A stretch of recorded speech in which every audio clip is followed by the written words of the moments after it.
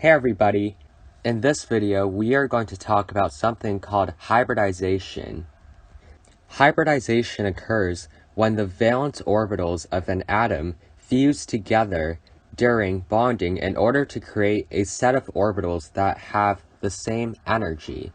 So why do atoms hybridize? Well, hybridized orbitals are lower in energy than the p orbitals that they were made from.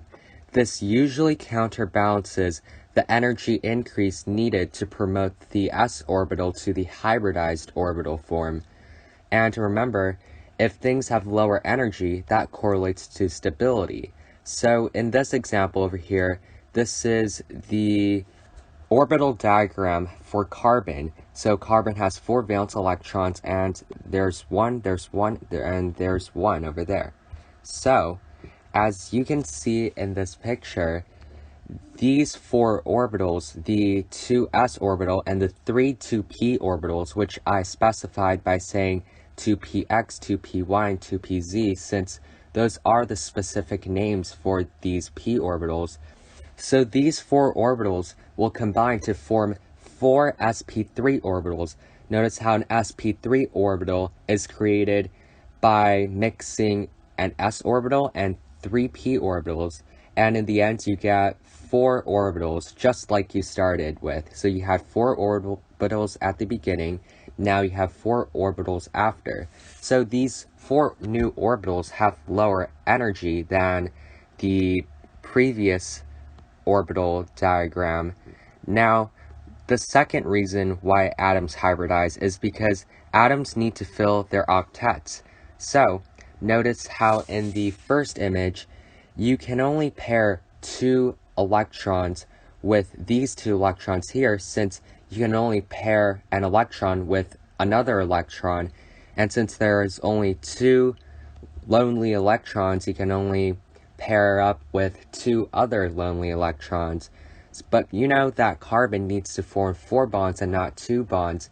So, if carbon instead hybridizes and spreads out the 4 electrons evenly between the 4 orbitals that have the same amount of energy, then there would be 4 unpaired electrons, and 4 unpaired electrons means that you could pair up with 4 other unpaired electrons, and that would create 4 bonds. So hybridization allows atoms to create more bonds. Now, the last reason might be a little bit difficult, but atoms can be farther apart using hybridized orbitals. So in this picture over here, I drew an oxygen atom and 2 hydrogen atoms down here. So you might be wondering, oh, what are these pictures? So this is an oxygen atom. Notice how the 2s orbital is right here. So I drew the orbital diagram. It says that there are 2 electrons in the 2s orbital, and there are 3 2p orbitals, and one of the 2p orbitals has 2 electrons, and the other 2p orbitals have only 1 electron. So in this image, you have to note that a p orbital looks like this, and an s orbital looks like this. So in this picture, you can see that there are 3 different p orbitals going on, each on a different axis, which is why you have the x, y, and z as the subscripts for each of these p orbitals. So let me undo all that so you could see things more clearly. So for this oxygen atom, this circle over here will be the 2s orbital. Let me do that in blue. That will be the 2s orbital, and it has 2 electrons, which is shown using 2 yellow dots. And then we have 3 p orbitals. One of those p orbitals have 2 electrons, so this orbital over here has 2 electrons, as you can see, 1 electron over here and 1 electron over here. And the other 2 p orbitals will have 1 electron, and that is shown because over here there's 1 electron, and over here there's 1 electron. So that's how the valence orbitals for the oxygen atom is drawn. Now what about the hydrogen? Well, the hydrogen only has 1 electron in a 1s orbital, and because of that, all you have for oxygen is a circle essentially, or to be more specific, a sphere with just one electron in it. So what happens during bonding when oxygen wants to bond? Well, what ends up happening is that two hydrogens, each having one electron, will bond with one unpaired electron in each of those p orbitals. And what you end up getting is that the 1s orbital for hydrogen is essentially bonding with the 2p orbital over here, and since each of them have one electron, if they pair up, then the bond will have two electrons, so it's a single bond. So don't be confused by these two curves that are connecting the p orbital and the 1s orbital, because this over here only represents a single bond, even though it might look like a double bond, but in reality it's just a single bond because of the nature of how p orbitals look like. It just looks like that. And same thing goes for here. A single bond is formed between a p orbital and an s orbital, and you can see that since the 1s orbital is connecting to both ends of the 2p orbital of the oxygen. So if this bonding were to happen, since the p orbitals are 90 degrees away from each other, then if you make this bond, then technically the angle between the two bonds will be 90 degrees, and 90 degrees is quite, I guess, small for two atoms, and it makes these two atoms get really close to each other. Remember that electron-electron repulsion between the electron clouds of these two hydrogen atoms want to make them as far away as possible from each other. So, by hybridizing, the oxygen atom instead gets four sp3 orbitals. So, as you can see over here, the 2s and the 2p orbitals all combine to form 4 sp3 orbitals. And notice how there are two bonding sites, so you could create a total of 2 bonds for that oxygen using these sp3 orbitals. And the good thing about the sp3 orbitals is that the shapes of these orbitals are tetrahedral. So for sp3, it is going to be tetrahedral, and it looks like this kind of. So when it looks like this, the bonding is actually going to be about 105 degrees, which is 15 degrees more than 90 degrees.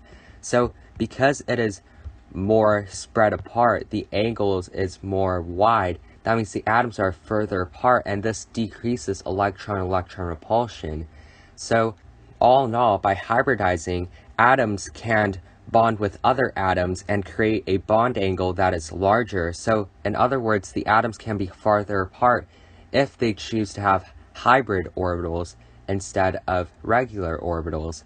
So these are the 3 main reasons why atoms hybridize, and you should focus on number 1 because that's probably the most important reason, and number 2 as well. Number 3 is more of a minor reason, but it might be there. So let's take a look at the next slide. So how do you determine the hybridization for anything? Well, an easy way to do this is to look at the steric number. We learned about the steric number already, but as a reminder, the steric number is the number of lone pairs and atoms attached to a central atom. So if you have unbonded electrons, or in other words, wait, no, not unbonded, I meant unpaired, sorry about that. If you have unpaired electrons, then count those as a lone pair when you're counting the number of lone pairs. So when you look at the steric number, if the steric number is 1, it is unhybridized.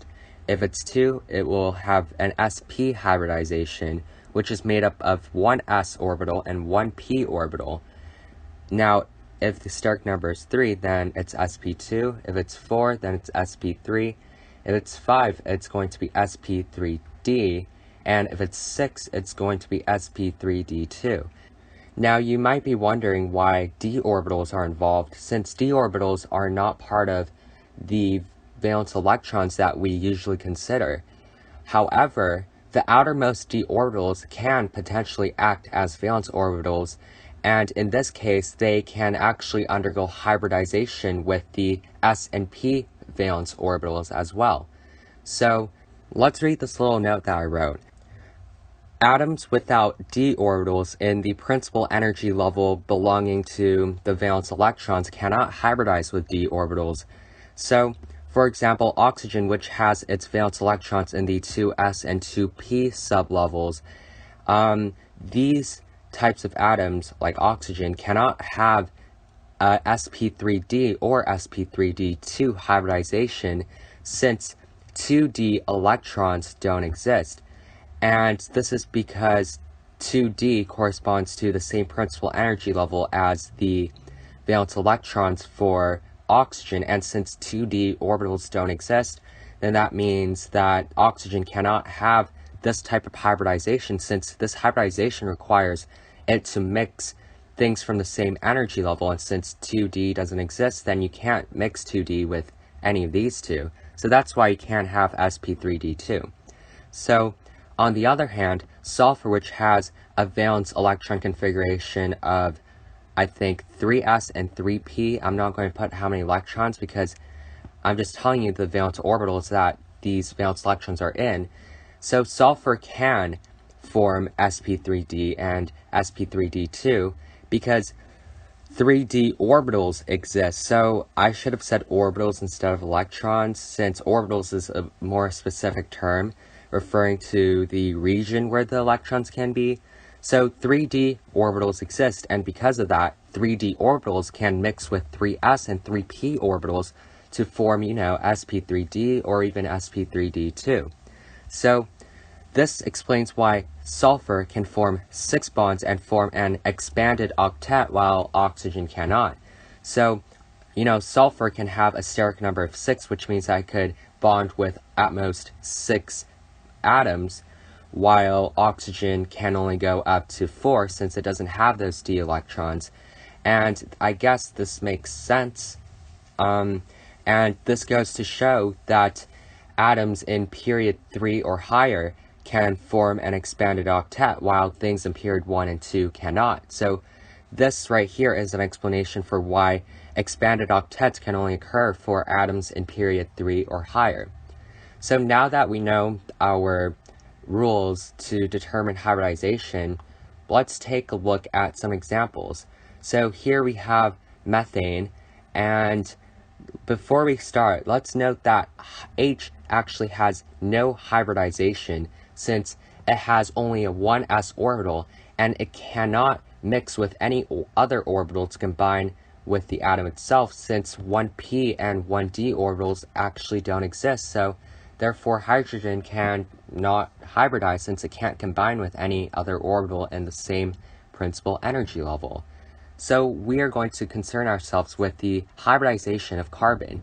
Notice how carbon has a steric number of 4 because it's attached to 4 things, so it's going to be sp3. Now before we continue, I want to draw out how the different hybridized orbitals look like. So for sp, you have a total of 2 orbitals, so sp, you have 2 of them, and it will kind of look like this. Now what about sp2? Well, it will look like this. It will be 120 degrees apart, and it will be trigonal planar. Now for sp3, it will be tetrahedral, and it will kind of look like this, and it'll be 109.5 degrees. So let me write that neatly. And for 5 and 6, well, let's go on to the next page for that, because I don't have enough space. For 5, it's going to be trigonal bipyramidal, so it's going to look like this. So if you notice, these structures actually are the same thing as the electron geometries that we memorized in the previous video for each steric number. So if we have sp3d, then we have a total of 5 orbitals, and it will look like a trigonal bipyramidal structure. Now what about sp3d2?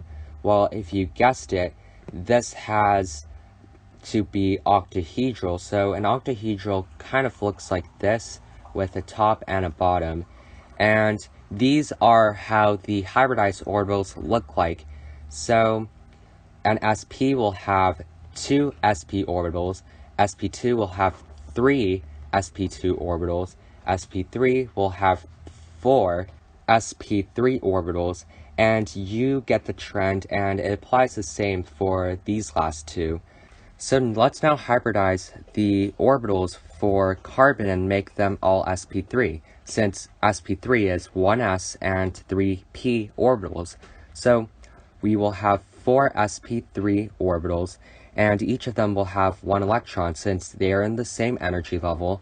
So we have to go by singles before we pair them up, and I think this is called Hund's rule. So let's use this and help us out to visualize how this looks like. So for carbon, we are going to have 4 sp3 orbitals, so it's going to kind of look like that, kind of. I mean, not really, but kind of like that. And then the valence orbital for hydrogen will just be the 1s orbital. So the 1s, of course, is just a circle, and we could just draw 4 circles. And now let's label the electrons. Actually, let me put the H in there first before I do that. So let's put the electrons around now. So the electrons I'll put in black. So each sp3 orbital will have 1 electron, and each 1s orbital for the hydrogens will have 1 electron. So what you end up getting is that they end up overlapping, and you kind of get something like this. So the electron will go over here, and you do that for the other 3 since they're bonding technically. So you gotta put them as if they're bonding. So your H's are here, and of course the 1 electron from each of those 1s orbitals will be there. So this is a visual representation of this with orbitals instead of lines. Now let's move on to the next thing that we are going to draw, C2H4. Before we start, let me note one thing. When 2 p orbitals bond, it is known as a pi bond. Anything else is a sigma bond. So in this example, I will demonstrate to you how that works exactly. So let me erase these diagrams, and let's start new. So let's draw the hybridized version of carbon, keeping in mind what type of hybridization we have. So what is a hybridization of this? Well, I think it's going to be sp2, since the steric number is 3. So because the steric number is 3, sp2, that means that we are going to combine 1 s orbital and 2 p orbitals. So when we combine these orbitals together, what we end up getting is 3 sp2 orbitals, but we are going to keep 1 2p orbital. And this p orbital is going to have 1 electron in it, and these 3 will have 3 electrons in it. And you'll see how this works, since we want carbon to form a total of 4 bonds, including both sigma and pi bonds. And this will help us form the pi bond, and this will help us form the 3 sigma bonds. So see how there are 2 carbons? Well, we could repeat this for another carbon and do the same exact thing. So that's not 2, that's an sp2, and then we will have 1, 2, 3, and 4. So let's see what happens. So down here, I'm going to draw 2 carbons, and of course the hydrogens on the side, and I'm going to draw the orbitals right now. So over here, we know that carbon will have sp2. So sp2 is trigonal planar, same thing as the electron geometry. So we are going to have some sp2, oh, that's not right. Let me redraw that. It's going to look like this, and it's going to be 120 degrees apart because it's trigonal planar. And we have a 2p orbital. Remember, a 2p orbital simply just looks like this. And we could do the same for the other carbon, so 1, 2, and 3. And also the p orbital, and let's see how many electrons are in each orbital for each carbon. So for the sp2 orbitals, each one has 1 electron, so 1, 2, 3, 1, 2, 3. and each carbon has one electron in the p orbital, so 1 and 1. Now, what about the hydrogens? Well, the hydrogens always have one electron, and their orbital will be a sphere since it's the 1s orbital and it's unhybridized. So the electron will maybe go here, here, here, and here. So notice that we connected all the sigma bonds, which are here, here, here, and here, and here. Now, how do we make the pi bond, since we have a pi bond in that double bond? So to make this pi bond, we can simply connect the p orbitals using maybe a gray line. So this over here, these two gray curves represent one pi bond, and the other bonds are just sigma bonds. So this would be how you would draw the visual representation for C2H4 without these circles that I use to indicate the pi bonds, of course, because that just makes it more confusing, and that too. So if you exclude these circles, then you would have the visual representation. So let's now do C2H2. So let's hybridize the carbon, and we know that this will be sp and sp because there's a steric number of 2 for each carbon. So let's hybridize it so that it's going to be sp. So 2 sp orbitals, so let me write sp, and we are going to have two 2p orbitals, and we are going to kind of spread the electrons around so that each orbital gets at least one electron. So perhaps like that. And since we need to make 2 pi bonds here and here, we have to have 2 unbonded electrons over there. So let's figure this out. Let's draw this again. So we have a second carbon that will have sp, and it'll have two 2p orbitals, and with one electron in each. So now let's draw the visual representation for this. So we have a carbon, and a hydrogen, and a hydrogen. The hydrogens are going to have 1s orbitals, but the carbons are going to have sp hybridized orbitals as well as 2p orbitals. So this carbon will have the sp orbital there, there, and then it's going to have two 2p orbitals, so perhaps like that, that, and that, and that. And note that this is one p orbital, and this is the other p orbital, so they're kind of together. So let's draw it for the other carbon now. So it'll look like that, and with the two 2p orbitals. And let me draw this sp orbital so that it actually overlaps with the 1s for hydrogen. So now that we draw this, we have to label the number of electrons. So each sp orbital will have one electron according to this. So there are 2 sp orbitals per carbon, so one sp orbital will have one electron each. So 1, 1, 1, and 1. Now each 2p orbital will have one electron each, as shown over here. So 1 and 1, and 1 and 1. Now each hydrogen has one electron in its 1s orbital, so here and here. And we have to create the pi bonds now. So the pi bonds can be represented with yellow bonds. So let's just connect to the dots. So connect the pair of 2p orbitals and connect the other pair.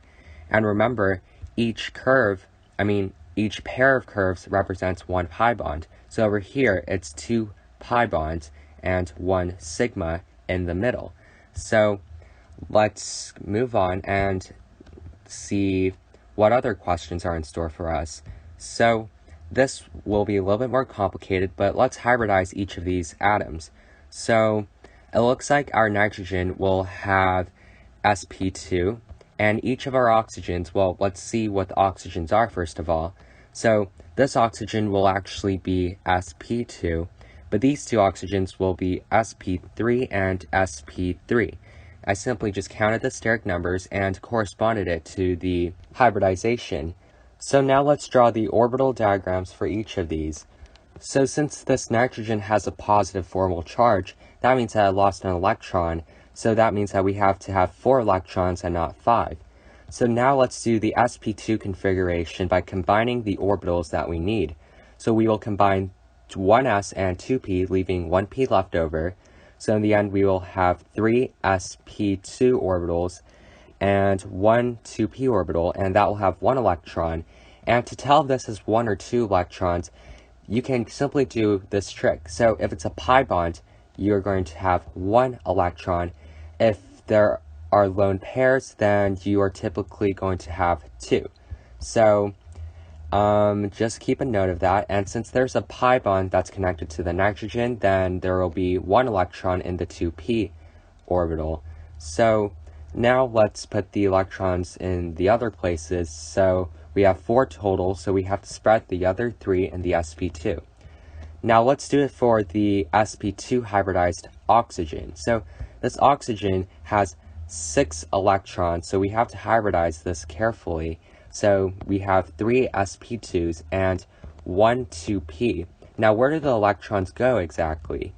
Well, since we have a pi bond attached to this oxygen here, we have to actually, well, put a single electron there since there's a pi bond.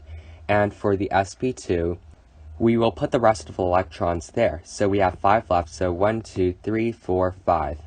Now let's do the orbital diagram for the hybridized version of the O with the -1 formal charge. So this O with the -1 formal charge has sp3. So that means all of the orbitals will be mixed. So we have 4 sp3 orbitals. And since we have an extra electron, as indicated by the -1 formal charge, we have to actually add an extra electron to make it 7 and not 6. So we have to spread the 7 electrons like that, and there you go. We have all the hybridized orbital diagrams for each of these atoms. So now we can draw this. So it's going to be a bit complicated, but the N is there, and this is assumedly going to be trigonoplanar. So let's draw it as if it were trigonoplanar. So kind of like that. And the nitrogen will have 3 sp2s and 1 2p. So let's just draw that. So 3 sp2s and 1 2p. So the 2p could look like that potentially. And let's see the electrons. So there seems to be just 1 electron in each of them. So 1 electron in each of them. That's fine. And then the oxygen on top, which is the one that's sp2, we have to look at this. So there are 3 sp2s and 1 2p once again. So at the top, we will draw 3 sp2s. So I know, okay, let me erase this and redraw it so it looks neater. So the O is there, and then we are going to put 3 sp2s and 1 2p orbital. So let me draw that correctly so that it's nice like that. And then let's fill in the electrons. So 2 of the 3 sp2 orbitals will have 2 electrons, which represent the lone pairs. So maybe these 2 will have 2 electrons each. And 1 of the sp2 orbitals will have 1 electron, and that will be the bonding one. So it'll be over there. And there's 1 electron in the 2p, so right there. And now let's do it for the other 2 oxygens. Let me draw them a little farther away so that I could draw the bonds. Now these 2 oxygens have a -1 formal charge and they're sp3, and their orbital diagram is right there. So since there's 4 sp3, let's do it as if there were 4 sp3. So 1, 2, 3, and 4. And then we could do that again, 1, 2, 3, and 4. So a little messy, but that's fine. So now we need 1 electron in 1 of the sp3 orbitals, and that'll be part of the bonding. So it would be here and here. And in each oxygen, we have, well, 3 sp3 orbitals that are completely filled. So 1, 2, 1, 2, 1, 2, and then 1, 2, 1, 2, 1, 2. Now this is the visual representation of the bonding in NO3-, and we might have to draw the pi bonds, of course, don't forget that. And I think that would be the final visual representation of NO3-, and we could even put the formal charges if you want. So you could put it like that, and there you go. So this drawing I just made is basically the same thing as this, but this describes the shapes of the orbitals, which looks a lot cooler, to be honest. Now let's move on to the next question. So on another slide, I fixed my diagram for nitrate because, well, actually, let me add an electron there. Okay, now this is correct. So this is the correct diagram, and in the previous video, I made a mistake by connecting an sp2 orbital to a 2p orbital, which is technically incorrect. So ignore what I drew in the previous slide and take a look at this for the correct representation for nitrate. So now let's determine the hybridization in sulfur hexafluoride. So first let me just draw that out. So there will be an expanded octet, and it will kind of look like this. And actually, let me put the back wedge and the front wedges to show the 3D orientation of this. And it'll go up and it will go down like that. And let's draw all the lone pairs on the fluorines to make sure we don't forget anything. So lone pair, lone pair, lone pair, basically everywhere. So now that we drew all the lone pairs and everything, let's now determine the hybridization on everything. So for the sulfur, it has a steric number of 6 since it's attached to 6 things. So it's going to have sp3d2. Now what about the fluorines? Well, each fluorine has 3 lone pairs and 1 bonded atom. So therefore the steric number is 4, and this will be sp3. So determining the hybridization is pretty easy, but is drawing it out easy? Not really, but let's try our best to draw it out. So S will experience sp3d2 hybridization, so it's going to be mixing quite a few things. It's going to be mixing 1 s orbital, 3 p orbitals, and 2 d orbitals. So in the end, you get something that might look like this. So you have to have 6 lines. I know it's going to be a bit tight, so 6 lines sp3d2, and you're left with 3d electrons, and you tend to not put anything here since the electrons aren't excited enough to go there. So let's just spread out our 6 electrons here among here. So if you have 6 unpaired electrons, then you can form 6 bonds, which is what we see over here. So now let's do it for fluorine. So fluorine is going to have sp3, so all the orbitals here shown will be mixed. So sp3, we have 4 of them. So how do we spread this out? Well, we have 7 out of 8 electrons. So let's just spread out 7 electrons like that, and boom. Let's now draw the visual representation of this. So sulfur in the middle, it will have 6 sp3d2 orbitals, each with 1 electron in them. So this is going to be interesting, but it's going to kind of look like this. 1, 2, 3, 4, 5, 6. Remember, sp3d2 is octahedral, and the f orbitals are going to have sp3 orbitals, so it's going to look like this, this, this, and probably that, since we need 1 bond to connect to it, since in the image it's a single bond, and that indicates that we need 2 orbitals to overlap, such as over here, once. So let's do that for every fluorine. So there's going to be a lot of circles going on, but that's fine. You just have to be patient when you draw these things. So another fluorine here. We gotta draw out all the balloons. I think I'm running out of space, but that's fine because you can still read it. So let's just go a little bit more and we're done. So now we have to put all the electrons. So for the S, we have, well, 1 electron per sp3d2 orbital. So we have to put 1 electron in every sp3d2 orbital since there are 6 of them. So 1, 2, 3, 4, 5, 6. Now, for the f orbitals, we will have 1 sp3 orbital that will have 1 electron, and that will be the one that's bonding. So 1 electron there, 1 electron there, 1 electron there, 1 electron there, 1 electron there.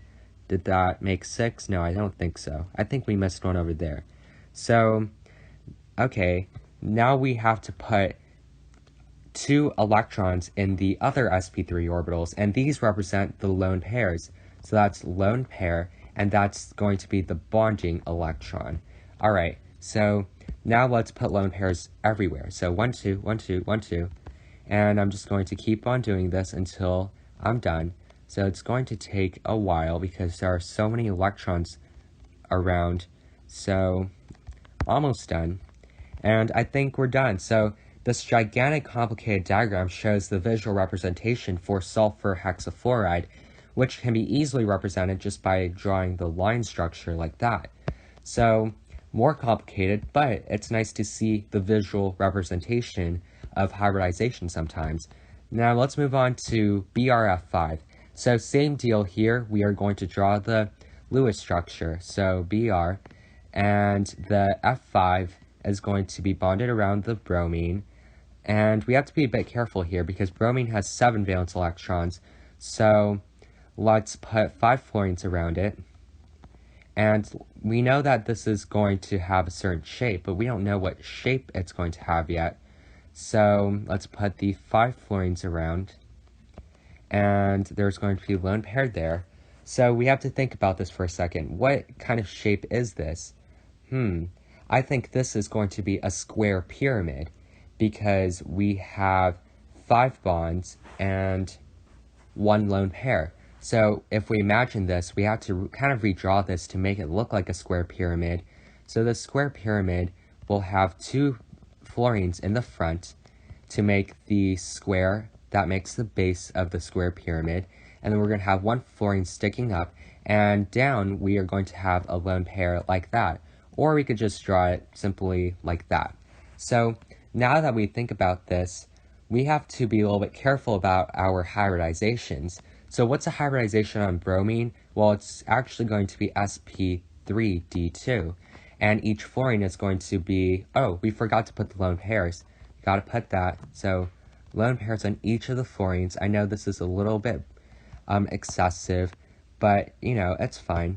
So we put all the lone pairs, and now each fluorine has sp3. So same deal for fluorine. We are going to do 4 sp3s. So 4 sp3s with, of course, 7 electrons. And for the bromine, it's going to be a little bit different. So we are going to be making sp3d2 orbitals, so we need 6 of them. And we need 2 4d orbitals, 3 4p orbitals, and 1 4s orbital. They're all from the same energy level. Keep a note of that. So combining these, we kind of get this. So it's going to be a little hard to think about, but we have 6 lines here, and we have sp3d2, and we are going to have 3 up here, and those are the remaining 4d orbitals, which we don't usually touch. So let's now fill out the orbitals here. So we have 7 electrons, so 1, 2, 3, 4, 5, 6, and 7. 5 bonding sites and 1 lone pair, as you can see. So now that we have all this, let's now draw the picture. So it's going to be a little bit hectic, but bromine's in the middle. It's going to have a bunch of sp3d2 orbitals, so we are just going to draw that. So we need to make an octahedral shape just like that. And then let's fill in the electrons, actually. So the electrons, well, we have 1 sp3d2 orbital that will have a pair. So this will have a pair. And we have the other 5 sp3d2 orbitals that have only 1 electron. So 1, 2, 3, 4, 5. These will be the bonding sites. So now we need to put the fluorines now. So our fluorine will be right here, right here, right here, right here, and right here. Now, each fluorine has sp3, so let's just draw the sp3 orbitals for each fluorine. So 1, 2, 3, 4, 1, 2, 3, 4. Wait, there's no fluorine there, sorry. So 1, 2, 3, 4, 1, 2, 3, 4. This can get a bit tedious, to be honest. 4, and there we go. So that electron is hiding, but it's there. So one of the orbitals for fluorine will have 1 electron, and this is the bonding orbital. So let's put 1 electron there, 1 electron there, 1 electron there, 1 electron there, and 1 electron there. So now the other 3 sp3 orbitals will have a pair. So for the rest of them, just pair them up, and these will be your lone pairs. So a little bit hectic, but possible definitely. So let me just finish labeling these, and boom, we are done drawing the bonding structure for bromine pentafluoride. This is the visual representation, and above in the picture will be your Lewis structure with 3D dashes. So now we're done with this. Let's move on to another topic. So to tell you the truth, not all atoms hybridize. We already saw this with hydrogen, where hydrogen only had the 1s orbital to worry about. And you'll see other exceptions where atoms in some molecules will not decide to hybridize, maybe because it takes too much energy or some other reason. So the reason why hydrogen doesn't hybridize is because it only has an 1s orbital, and it can't do anything with that. It can't have 1p or 1d orbitals because they don't exist, obviously. So we just have to deal with what we have and draw out the visual representation. So H with the Lewis structure will look like this. So H2 looks like that. And let's draw the visual representation. So each hydrogen will have a 1s orbital, which remember is just a sphere, and each one has 1 electron. And when they combine, they will overlap and kind of look like this. So this is the visual representation for hydrogen gas, H2. So let me draw the 2 electrons there, and boom. So let's do another example, HCl. So I'm telling you in front right here that HCl, the atoms in HCl will not hybridize, and this is because, well, this is kind of really advanced, and I didn't even know this until I Googled it, but according to the internet, the 3s orbital is too low in energy to interact with the 1s orbital in hydrogen, but instead, something like the 3pz orbital has enough energy to interact with the 1s orbital, and thus is able to pair with it. So why need to hybridize when it's just right there, right? So this was obviously an oversimplified answer, and the real answer is very, very complicated, and I don't really understand it myself.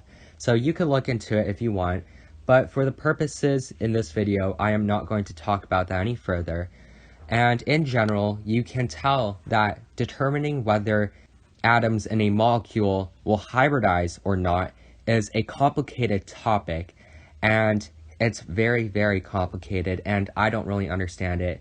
So generally, we just assume that all atoms, except for hydrogen, of course, and helium, possibly, will hybridize. But in this case, I am telling you that all the atoms in HCl will not hybridize, so let's just go from there and figure out how to do the bonding. So HCl will look kind of like this, so it will be H and Cl will have 3 lone pairs, but let's try to draw this unhybridized. So how do you do that? Well, hydrogen will have the 1s orbital with that 1 electron, of course. Now what about the chlorine? Well, the chlorine will have the 3s orbital, which will be a lot bigger than the 1s orbital, and it's a sphere since the s orbitals are always spheres. And then you're going to have some 3p orbitals. You're going to have exactly 3 of them. So 1, 2, and 3. So according to this structure or this orbital diagram, it seems like the 3p orbital is going to bond with the 1s orbital. So it might end up looking like this. But first, let's draw the electrons. So 2 electrons in the 3s orbital, and 2 pairs of electrons in the 3p orbital, so this will count as the first pair, and this will be the second pair. And the third p orbital will have only 1 electron, so it'll be that. And it says that this and this will bond, since those are the only 2 spots where there's only 1 electron. So it's going to bond, and the bond can be drawn like this. So it could be drawn like that. And those two curves represent just one sigma bond. So this is a sigma bond. And in the end, this would be how the bonding would look like in HCl, since it's all unhybridized. And it's a little bit different from how it looks like when it is hybridized, but since we know that HCl is unhybridized, since I told you it was an exception, it will look like this instead of what you would typically expect, which would be, you know, an sp3 for Cl and an S, which is unhybridized for the hydrogen. So since it's not the case that they're hybridized, then they end up looking like this, and that's perfectly fine. So that's all for this video, and I hope you learned a lot, and have a nice day.